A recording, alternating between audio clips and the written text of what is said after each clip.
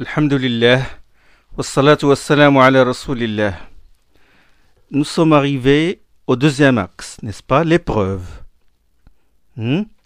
Alors les preuves sont le Coran, la Sunna, le consensus, l'ijma' et le qiyas, le raisonnement analogique, le raisonnement par analogie. Ces preuves-là sont les preuves qui font l'accord entre les savants. Il y a d'autres preuves qui font l'objet de différends entre les savants. Nous en avons cité quelques-uns, l'istihsan,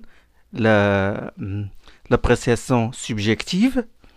Nous avons cité aussi l'avis du compagnon. Quand est-ce que sa parole est considérée comme un argument d'autorité?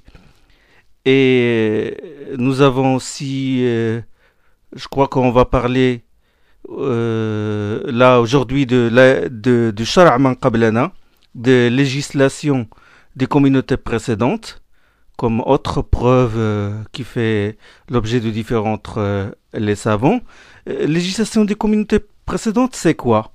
C'est comme par exemple les communautés précédentes, les juifs, les chrétiens et les autres communautés.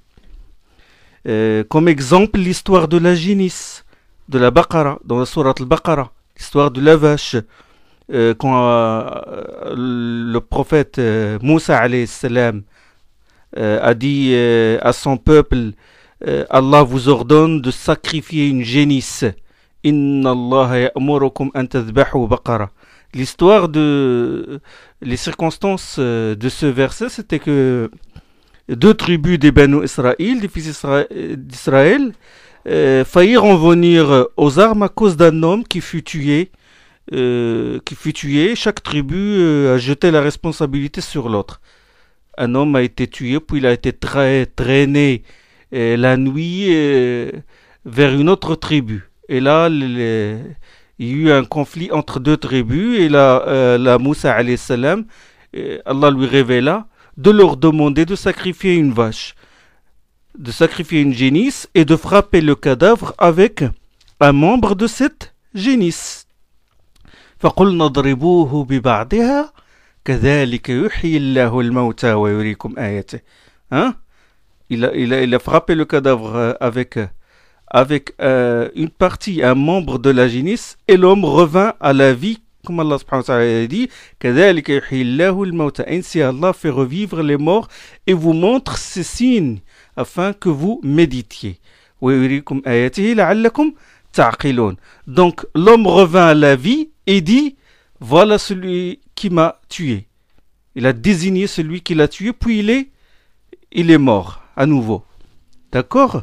Les Usuli, ils se basent sur cette histoire pour dire si une victime d'un meurtre, pendant qu'elle agonisait, désigne son meurtrier, est-ce que ses propos font foi? Est-ce que le juge doit prendre en considération les propos de la victime? C'est-à-dire, pendant qu'elle agonisait, il dit un tel m'a tué. Est-ce que ça fait foi et que le juge peut sanctionner en vertu en fonction de ce qu'a dit la victime, il peut sanctionner le meurtrier. Donc, sur la base que la législation des nations précédentes qui sont citées, confirmées dans le Coran et dans la Sunna, est-ce qu'on peut en tirer les lois? Ça, c'est ce qu'on appelle Shara' man qablana, la législation des nations, des communautés qui nous ont précédés. Il y a l'urf aussi. L'urf, c'est l'usage commun. C'est ce qui est répandu dans une société, dans un pays. Si par exemple, dans un pays, certains pays, on vend par exemple des bicyclettes sans les pompes de bicyclette. Et la personne qui achète une bicyclette sans la pompe, il n'a pas le droit de la réclamer, puisque le urf, l'usage commun, ils vendent les bicyclettes sans pompe. De même, par exemple, ils vendent des voitures sans roue de secours dans certains pays. La personne ne doit pas la réclamer parce que c'est connu, c'est l'usage commun. Comme par exemple dans les serments. Si quelqu'un a juré, par exemple, qu'il va faire telle chose, il jure, par exemple, qu'il ne mangerait pas la viande. Et dans ce pays-là, la viande, c'est valable aussi bien pour la viande bovine, des bêtes de troupeau et la viande des poissons. Donc ça, le orf, il a une certaine influence. Comme autre source aussi, comme autre dalil qui fait l'objet différent entre les savants, ce qu'on appelle l'istishab, la présomption de continuité, à savoir que la loi demeure en vigueur jusqu'à preuve du contraire. Bon, ça, c'est en gros les dalils mukhtalaf alayh, les dalils qui font l'objet de différents entre les savants. Bon, commençons par le premier dalil, ça c'est les preuves qui font... sur lesquelles les savants sont d'accord, le Coran, la Sunna, comme j'ai dit, le consensus et le raisonnement analogique. Bon, le Coran. Le Coran, il est la parole d'Allah, subhanahu wa ta'ala, dans ses lettres, huruf, et dans ses significations. Allah a fait descendre le Coran et il est incréé. Le Coran procède d'Allah et il retournera à Allah. Là, les Usuli parlent les savants des ilm al-usul, des fondements du droit, ils parlent de ce qui est péremptoire, muhkam, et de ce qui est ambigu dans le Coran, le mutashabih. Ils parlent du sens propre, haqiqa, et du sens figuré, majaz, du khabar, énoncé qualificatif ou information, et de l'insha, c'est-à-dire le texte sous forme d'injonction ou de question. Ils parlent de ce qui fait partie du Coran et de ce qui ne fait pas partie du Coran. C'est quoi ce qui fait partie du Coran, ce qui ne fait pas partie du Coran? La basmala, par exemple. La basmala, l'entête de chaque verset. Sauf la sourate, le repentir, sourate Bara'a. C'est basmala, c'est Bismillah ar-Rahman ar-Rahim, au nom d'Allah, le tout miséricordieux, le très miséricordieux. Bon, est-ce que cela fait partie du Coran? Est-ce que cela fait partie de chaque sourate? S'il ne fait pas partie de chaque sourate, est-ce qu'il fait partie de la sourate Al-Fatiha? D'accord? Donc, de même, il parle aussi de comment a été établi le Coran. Bien sûr, par le tawatur, c'est-à-dire par une multiplicité de témoignages concordants qui garantissent à coup sûr sa véracité. Le tawatur, Coran, tabit bit tawatur. Donc, tout cela, les savants du Usul en parlent. Inch'Allah, dans cette série de Durus, je vais parler un peu du péremptoire et de l'ambigu, et je vais parler aussi du sens propre et du sens figuré. La deuxième flèche, la deuxième preuve, c'est la sunna. La deuxième preuve, c'est la sunna.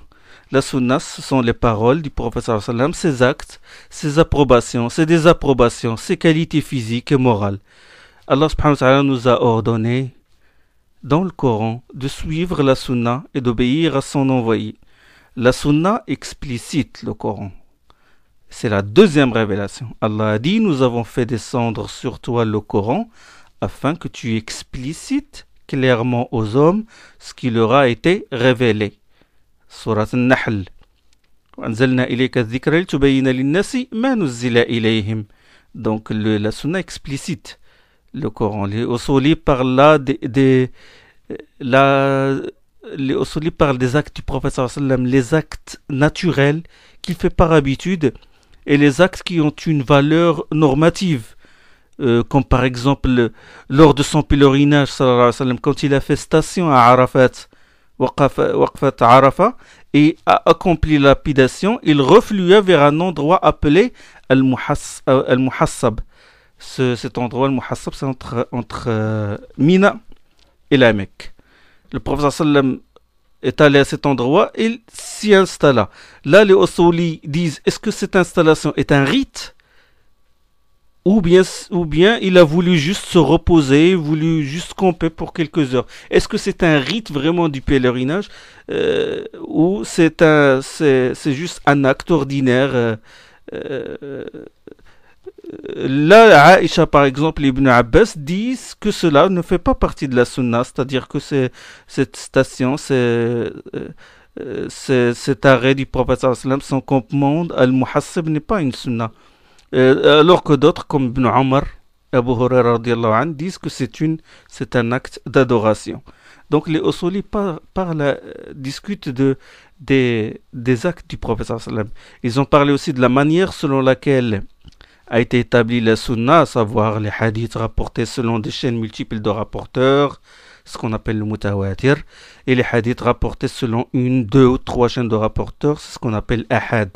Ils ont parlé aussi des hadiths dont la chaîne est interrompue, et les hadiths dont la chaîne est continue, le mursal par exemple, où le tabi'i dit, le prophète sallallahu alayhi wa sallam a dit sans qu'il passe par un intermédiaire, sans qu'il dise que le compagnon m'a rapporté que le prophète sallallahu alayhi wa sallam a dit. Il y a des tabi'i, c'est-à-dire la génération qui est venue après, qui n'ont pas vu le prophète sallallahu alayhi wa sallam. Quand quelqu'un dit, un tabi'i dit, le prophète sallallahu alayhi wa sallam a dit, il a dit, mais comment il l'a eu? Il a entendu de qui? Il faut un intermédiaire, un autre transmetteur entre le prophète sallallahu alayhi wa sallam et ce tabi'i. Les qualités des transmetteurs aussi. Les Usuli parlent des qualités des transmetteurs, ceux réputés honorables et dignes de foi, et ceux qui méritent d'être récusés. Ils ont parlé aussi de l'abrogation, des preuves de l'abrogation, des conditions de l'abrogation. L'abrogation du Coran par le Coran, l'abrogation de la Sunna par le Coran, de la Sunna par la Sunna et du Coran par la Sunna. Ça, c'est les thèmes de la Sunna. Bon, la troisième flèche, troisième dalil, c'est l'ijma', le consensus. L'ijma', c'est quoi? L'ijma', c'est l'accord unanime des mujtahids de la communauté après la mort du prophète sallallahu alayhi wa sallam sur un statut légal, sur un hukm. L'ijma', c'est l'accord unanime des mujtahids, des savants qui ont la qualité de faire un effort d'initiative personnelle pour déduire les lois. C'est l'accord unanime des mujtahids de la communauté après la mort du prophète sallallahu alayhi wa sallam sur un hukm légal. Donc là, cette définition, elle comporte combien d'éléments? 5. Alors le premier, c'est l'accord, ittifaq. On doit exclure la divergence. Si un des mujtahids diverge d'eux, il n'y a pas d'ijma'. C'est un savant dont l'avis fait le poids, c'est-à-dire qu'il mérite, il est qualifié d'ijtihad, son khilaf est tenu en compte. Si un de ces mujtahids l'a qualifié, il s'oppose aux autres, alors on ne peut pas dire que ce hukm fait l'objet d'ijma'. Alors pas d'ijma'. Comment on sait qu'il y a ijma'? C'est l'istiqra'. La méthode pour savoir qu'il y a unanimité des savants sur un statut, c'est ce qu'on appelle, il faut utiliser ce qu'on appelle l'istiqra', l'examen minutieux des textes. Un grand travail des textes. Pour voir chaque savant qu'est-ce qu'il dit sur tel statut, puis on réunit tout ça, on dit, voilà, on en conclut qu'il y a ijma' ou il n'y a pas d'ijma'. Alors l'accord, ça c'est le premier élément de la définition. Bon, là on fait sortir en extrait de cette définition ces éléments-là. L'accord, deuxième, des mujtahid. Le mujtahid, cela exclut les gens des communs. C'est bon? C'est-à-dire les muqallidin, les gens qui imitent les savants, ou les gens du commun. L'accord des gens du commun n'a pas de valeur, n'a aucune valeur. C'est bon? De la communauté. L'accord unanime entre les mujtahids de la communauté, donc là on exclut les autres communautés. L'ijma' des autres communautés n'est pas pris en considération. Après le prophète sallallahu alayhi wa sallam. C'est bon? Après la définition c'est quoi? Je la répète. L'ijma' c'est l'accord unanime des mujtahids de la communauté après la mort du prophète sallallahu alayhi wa sallam sur un hukm, sur un statut juridique. C'est bon? Après le prophète sallallahu alayhi wa sallam. Ça veut dire quoi? Ça veut dire que l'accord des compagnons du vivant du prophète sallallahu alayhi wa sallam n'est pas un ijma'. Quand un compagnon dit nous faisions cela du vivant du prophète sallallahu alayhi wa sallam ou il faisait cela, ce n'est pas un ijma' mais c'est une sunna qui remonte au prophète sallallahu alayhi wa sallam. Hukm al-marfou', c'est une sunna parce que l'époque du prophète sallallahu alayhi wa sallam c'est l'époque de la révélation. D'accord? Sur un hukm juridique, sur un hukm, on exclut le raccord sur quelque chose qui n'a pas de qualification juridique. Par exemple, tout le monde est d'accord sur le fait que le soleil se lève de l'Orient, où tout le monde est d'accord que 1 plus 1 égale à 2. Est-ce que c'est un ijma'? Non. C'est pas un ijma', ça ne rentre pas dans la terminologie des usuli. Parce que l'accord doit se faire sur un hukm, un statut juridique. La preuve de la validité de l'ijma', dalil, ou de la fiabilité de l'ijma', c'est la parole d'Allah subhanahu wa ta'ala. Quant à celui qui rompt avec l'envoyé après que la bonne direction lui fut clairement apparue et qui se met à suivre une autre voie que celle des croyants, nous l'abandonnerons à son choix et nous le faisons brûler dans la géhenne. Quant à celui qui rompt, وَمَن يُشَاقِقِ الرَّسُولَ مِن بَعْدِ مَا تَبَيَّنَ لَهُ الْهُدَى وَيَتَّبِعْ غَيْرَ سَبِيلِ الْمُؤْمِنِينَ نُوَلِّهِ مَا تَوَلَّى وَنُصْلِهِ جَهَنَّمَ وَسَاءَتْ سَبِيلًا. Donc celui qui suit une autre voie que celle des croyants, mais des croyants, si c'est des savants, nous l'abandonnerons à son choix et nous le faisons brûler dans la géhenne. Ça, c'est un dalil, c'est une preuve de la fiabilité de l'ijma'. Il y a beaucoup d'autres preuves dans le Coran. La preuve, par exemple, dans la sunna, c'est La tajtami'u ummati ala dalal, ma nation ne saurait tomber d'accord sur une erreur. La nation, la communauté du prophète sallallahu alayhi wa sallam, les savants ne se rassemblent jamais sur l'erreur. Bon, ijma'. Donc l'ijma', vous mettez 2 flèches. La première flèche, vous écrivez U égard à sa nature. Et la deuxième flèche, vous écrivez U égard à sa force. On va le définir comme ça. On va le classifier de cette manière.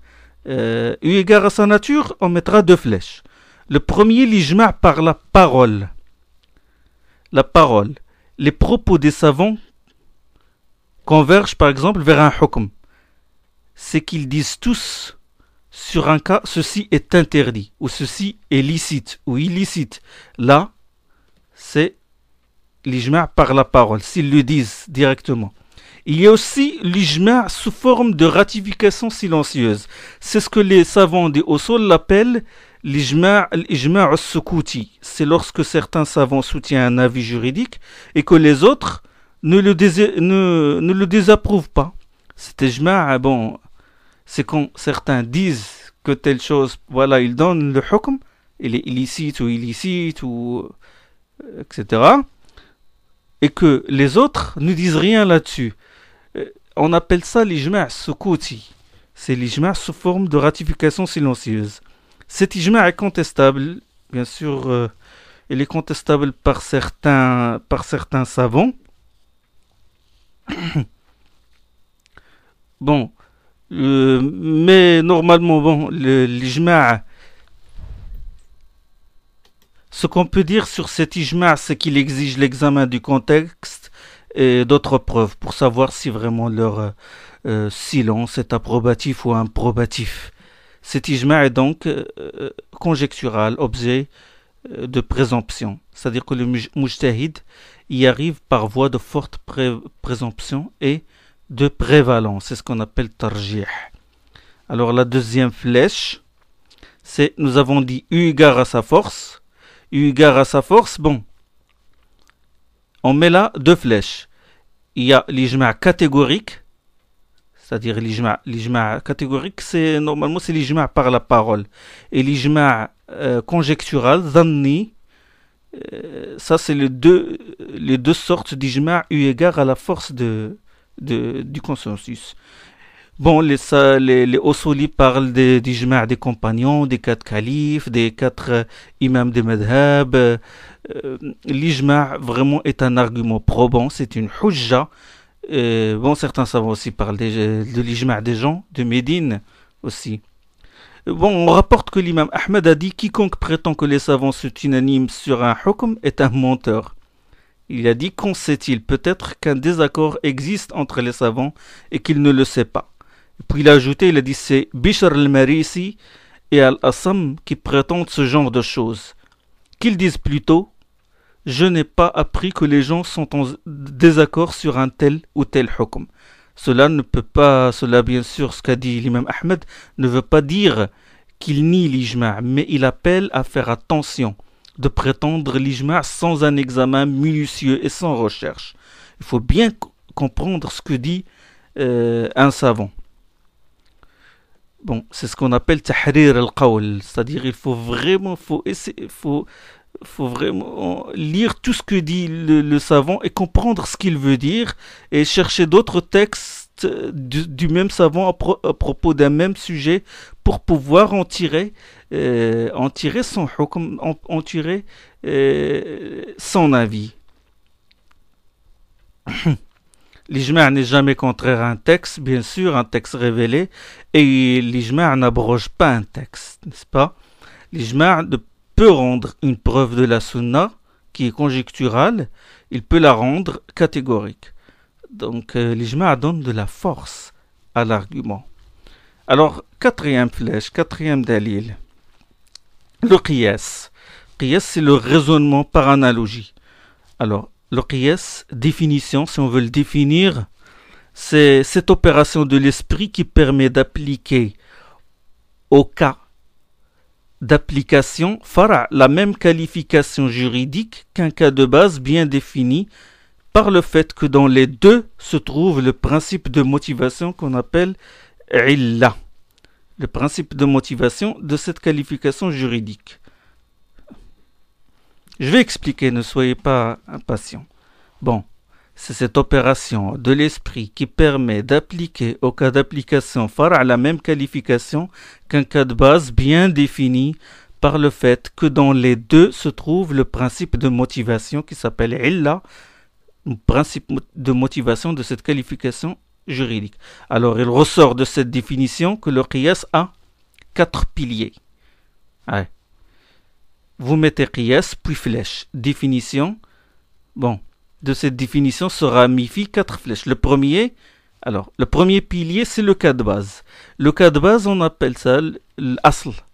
C'est le cas de base dont la qualification juridique est bien définie. Je vais illustrer ça par des exemples. Soyez patients. Le deuxième pilier, c'est le cas d'espèce, c'est-à-dire le cas dérivé, cas d'application au fara', dont je ne connais pas la qualification juridique. J'ai un asl, j'ai un fara'. Et puis la troisième flèche, troisième pilier, la qualification du cas de base. J'ai le hukm du cas de base. Et le quatrième pilier, c'est le point commun entre le cas de base et le cas nouveau, le cas d'espèce, à savoir l'argument qui motive ce rattachement du cas d'application au cas de base. C'est ce qu'on appelle l'illa. Alors l'exemple qui illustre cette définition, l'exemple du khamar, le vin. Le khamar, normalement, chez les Arabes, le khamar, c'est le vin qui est extrait de la fermentation du jus de raisin. C'est ça le khamar chez les Arabes. Bon, le khamar, le cas de base, le vin, bien défini. Alors, j'ai un cas d'espèce. J'ai par exemple un cas nouveau, le nabid. J'ai un liquide qui est tiré de la fermentation des dattes. C'est ce qu'ils appellent nabid. Un liquide qui est tiré de la fermentation des dattes. La qualification juridique du cas de base est l'interdiction, tahrim. Bon, le cas de base, c'est le vin tiré de la fermentation du raisin. Ça, son statut, on le connaît. Son hukm, on le connaît. Il est haram. Il est illicite, c'est clair. Son interdiction, elle est claire dans le Coran. Le motif de l'interdiction, l'illa. Quel est le motif de cette interdiction? C'est l'enivrement. C'est qu'il rend ivre. N'est-ce pas? Donc, au nom de ce motif commun, le nabid, qui est un liquide tiré de la fermentation des dattes, est aussi frappé d'interdiction. Par qiyas, par analogie au cas de base, par qiyas au khamar, le vin qui est tiré de la fermentation du raisin. Alors, un autre exemple. Le prophète sallallahu alayhi wa sallam a dit, le juge ne doit pas trancher dans un litige opposant deux hommes quand il est sous l'empire de la colère. C'est un hadith rapporté par l'imam Bukhari. D'accord? Le juge ne doit pas trancher dans un litige opposant deux hommes alors qu'il est sous l'empire de la colère. Le cas de base, bon, ce hadith-là. La qualification de ce hadith, la qualification juridique déduite de ce hadith, c'est l'interdiction de rendre une décision, n'est-ce pas? Le motif, c'est quoi? Le motif, c'est l'état de colère. D'accord? Le motif, c'est que l'état de colère peut fausser le jugement du juge, peut perturber son esprit et fausser son jugement. Ça, c'est le principe explicatif. C'est l'illa. C'est bon? Donc, par qiyas à ce hadith, par analogie à ce hadith, nous allons dire que le juge qui est très épuisé, lui aussi ne doit pas trancher. Il est très épuisé. Lui aussi ne doit pas trancher. Donc ça, c'est le fara'. C'est le cas d'espèce, le cas nouveau dont nous cherchons le hukm, mais le hadith, nous avons un hadith qui interdit au juge qui est sous l'empire de la colère de trancher, et nous avons un juge qui est sous, par exemple, qui est très épuisé. Nous pouvons appliquer sur lui ce hadith-là. On va lui dire, tu n'as pas le droit de trancher parce que tu es très épuisé par analogie à la colère. Puisque le illa du hukm, le principe explicatif du hukm, c'est quoi? C'est que l'état de colère va perturber le jugement, va le fausser, et aussi l'épuisement va aussi perturber le jugement. Et aussi quelqu'un, par exemple, le juge qui a un besoin pressant d'aller faire ce besoin, par exemple, lui aussi n'a pas le droit de trancher. D'accord? Donc ça, c'est ce qu'on appelle l'illa. C'est bon? Alors, les preuves de dalil de la fiabilité du qiyas. Quelles sont les preuves? Quel est le dalil que nous avons dans le Coran, dans la Sunna, que le qiyas est fiable et il sert que nous l'utilisons pour déduire les ahkam. Bon, les preuves, il y a beaucoup, comme par exemple la parole d'Allah subhanahu wa ta'ala. Parmi ces signes, il y a que tu vois la terre sèche et immobile, puis aussitôt que nous faisons descendre l'eau sur elle, elle se soulève et augmente de volume. Assurément, celui qui l'a fait revivre les morts, il est omnipotent. ومن آياته أنك ترى الأرض خاشعة فإذا أنزلنا عليها الماء اهتزت وربت إن الذي أحياها لمحيي الموتى إنه على كل شيء قدير. Alors le principe ici, le asl, c'est le pouvoir de rendre la vie à la terre. إنه على كل شيء قدير. La conclusion, le fara', le cas d'espèce, c'est le pouvoir de rendre la vie aux morts. Le motif, c'est son omnipotence. C'est le pouvoir d'Allah. C'est son omnipotence. C'est bon? Donc, Allah, il parle. Il a dit, voilà, la terre, elle est calme, elle ne bouge pas. Puis, tout d'un coup, la pluie tombe sur elle et se soulève. Il dit, celui qui a agi sur elle, qui peut aussi faire revivre les morts. Donc ça, c'est une analogie. Quand Allah subhanahu wa ta'ala dit à propos de nos parents, ne va pas leur dire ouf, ni les gronder. Tiens-leur des propos respectueux. Dans Surat Isra, ne va pas leur dire ouf. S'il nous interdit de dire ouf à nos parents, qu'est-ce que nous en déduisons? Que nous ne devons pas les frapper. Quelqu'un ne va pas dire, ah moi, je ne leur ai pas dit ouf, mais je les ai seulement frappés. Il n'a pas le droit. Donc, ça aussi, c'est un dalil du raisonnement analogique. Alors, nous avons donné la définition, nous avons donné ces preuves, et là, vous mettez une troisième flèche. C'est eu égard à sa force. On distingue là deux sortes de qiyas. Mais avant, on va donner d'autres exemples, comme ça, pour bien expliquer, pour donner aussi la preuve que même les compagnons utilisaient le qiyas. Comme par exemple dans le hadith, le prophète sallallahu alayhi wa sallam a dit à la femme qui voulait faire le pèlerinage au nom de son père, vu qu'il est très vieux, il ne peut pas tenir sur une monture, il lui dit, sallallahu alayhi wa sallam, si ton père laisse des dettes, les paieras-tu à sa place? Et la femme a dit bien sûr, et le prophète sallallahu alayhi wa sallam lui a dit, a fortiori, la dette qu'on a envers Allah doit être acquittée. Là, c'est un raisonnement aussi analogique. C'est le qiyas. De même, il a fait le qiyas, sallallahu alayhi wa sallam, entre le baiser pendant le jeûne et la madmada, le rinçage de la bouche.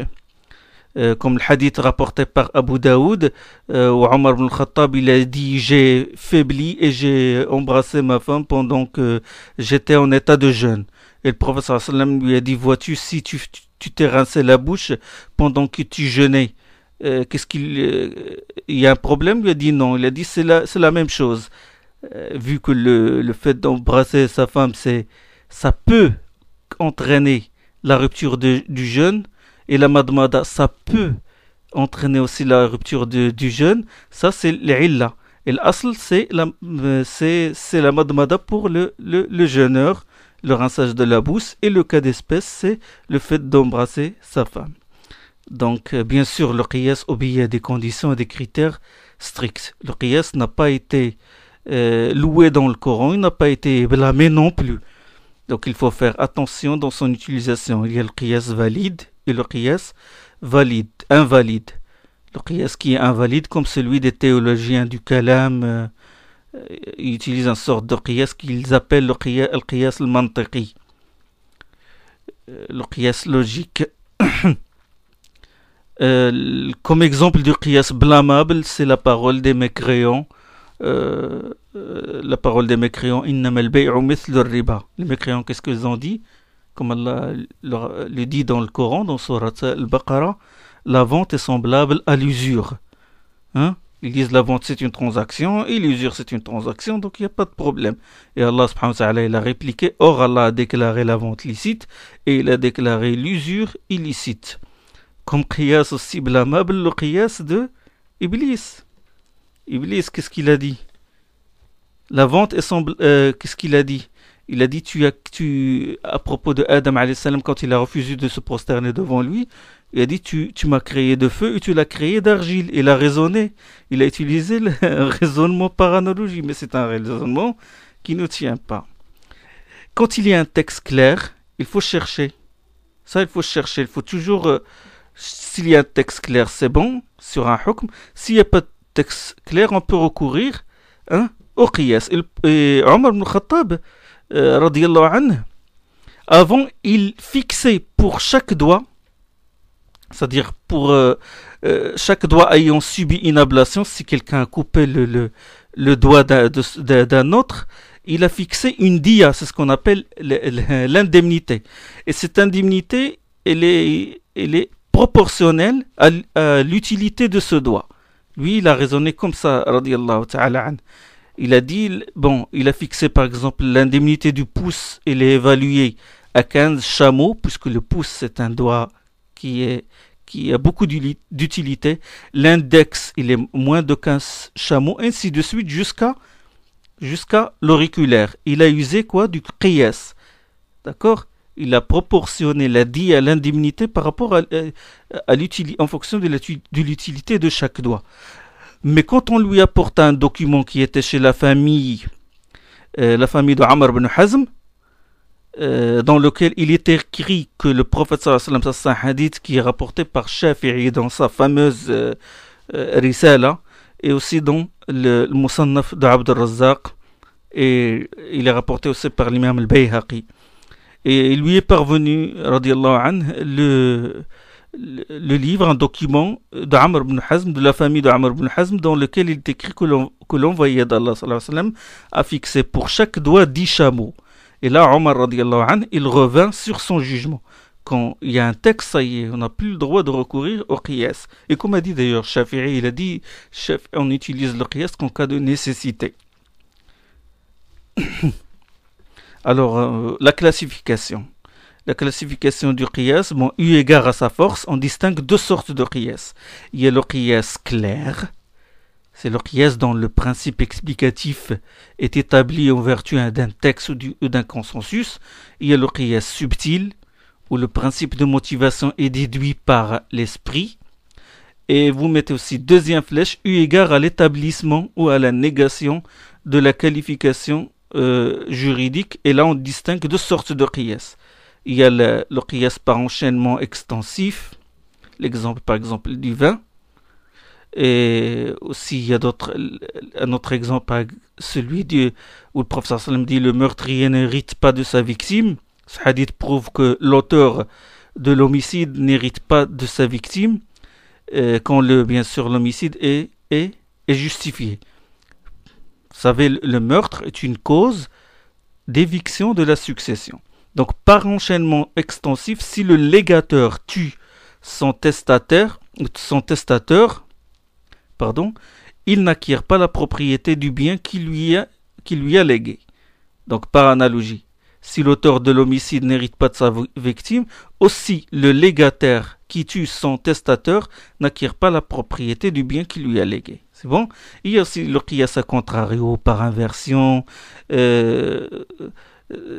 Ça aussi, ça rentre dans la classification de qiyas. Bon, nous avons dit que, eu égard à sa force, nous avons cité le qiyas subtil, le qiyas par enchaînement extensif et le qiyas à contrario. Le qiyas à contrario, c'est comme le hadith du prophète sallallahu alayhi wa sallam quand il a dit et l'accomplissement de l'acte de chair avec son épouse est aussi une aumône. Et les compagnons s'exclamèrent et lui dit envoyé d'Allah, l'un d'entre nous obtiendrait-il une récompense pour avoir satisfait ses désirs sexuels? Et le prophète sallallahu alayhi wa sallam répondit, s'il les avait satisfaits de manière illicite, ne lui aurait-on pas compté un péché? De même, celui qui les satisferait de manière licite en obtient une récompense. Ça, on appelle ça qiyas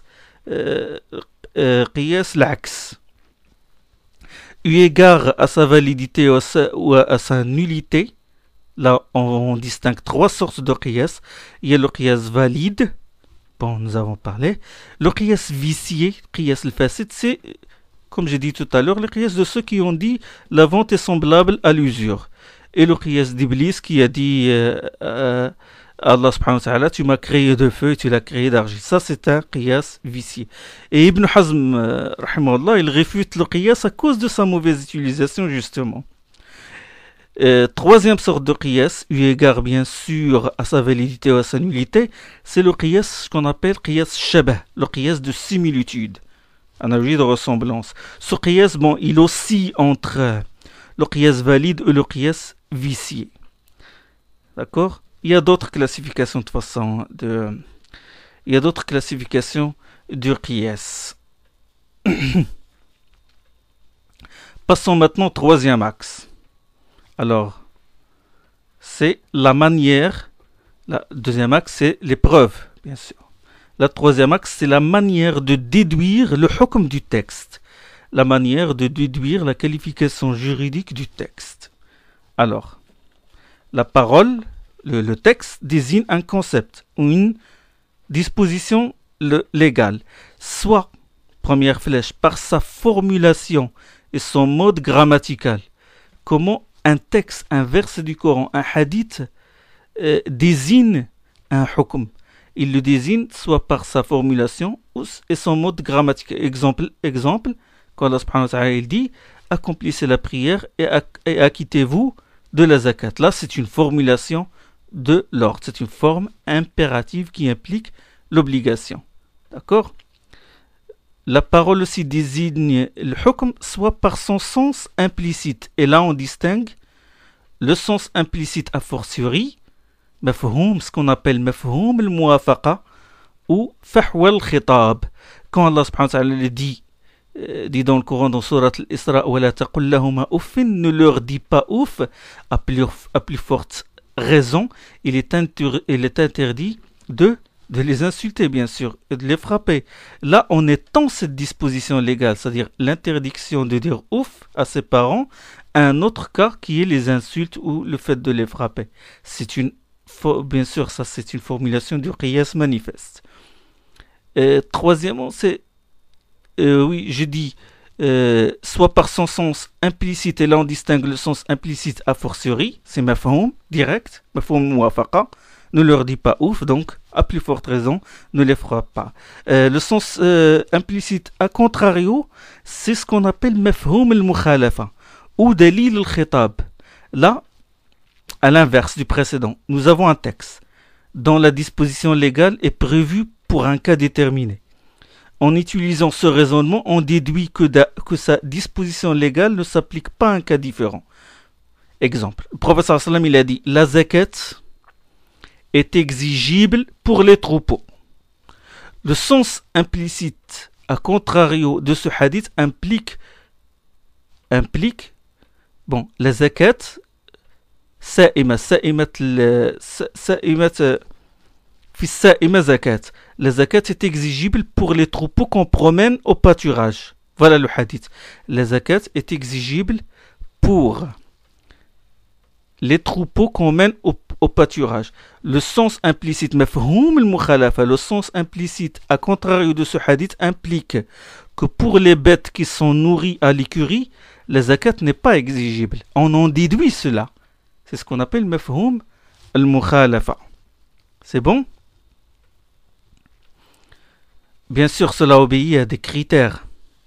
On ne doit pas user de ces raisonnements que si on connaît les critères. Il faut connaître la manière de les utiliser. Ce que je suis en train de faire, c'est juste une introduction au usul al-fiqh. Et à cause de leur ignorance des usul al-fiqh, c'est un pseudo-savant et certains prétentieux émettent des fatwas bizarres. Et certains détracteurs de l'islam, ils avancent des objections spécieuses à cause de leur utilisation, de leur mauvaise utilisation des usul al-fiqh, ou à cause aussi de leur ignorance des usul al-fiqh. Un des écrivains, par exemple, il a écrit un livre. Un exemple, il va le dire. Le titre de ce livre affiche déjà la couleur. Il a appelé ce livre Tadhkir al-Ashab bi Tahrim al-Niqab. Il a appelé ce livre le rappel des amis de l'interdiction du port du niqab. Le niqab, c'est le voile sur le visage. C'est vrai qu'il y a divergence entre les savants sur le port du niqab, mais le khilaf porte sur l'obligation ou la recommandation. Est-ce qu'il est obligatoire ou est-ce qu'il est seulement recommandé de porter le niqab? Est-ce qu'il est obligatoire ou non? Mais de là à dire que le port du niqab est haram carrément, est illicite, ça c'est du relou, c'est de l'extrémisme. Personnellement, moi, je pense que le niqab n'est pas obligatoire, mais je respecte le khilaf. Mais quand cet écrivain, les gens l'ont critiqué, il a édité le deuxième livre et a dit, dans sa deuxième édition de son livre, il a voulu répondre à eux et à ceux qui ont argué du hadith, la femme sacralisée ne portera pas de voile sur son visage et ne portera pas de gants. Il a voulu répondre à ces gens-là. Parce que bon, ce hadith-là, il est clair. Il dit la femme sacralisée ne portera pas de voile sur son visage et ne portera pas de gants. Donc, a fortiori, c'est-à-dire par le raisonnement que nous avons utilisé, que là, en dehors de l'état de sacralisation, elle a le droit de porter le voile sur son visage et portera aussi les gants. Donc, pour prouver la légitimité de porter le niqab, parce que comme j'ai dit, d'après son sens implicite, à contrario, la femme qui n'est pas en état d'ihram peut porter le niqab et les gants. C'est ce qu'on appelle bien sûr mafhoum al-mukhalafa. Inch'Allah, la suite de cet exemple dans le dars prochain, bi'idhnillah.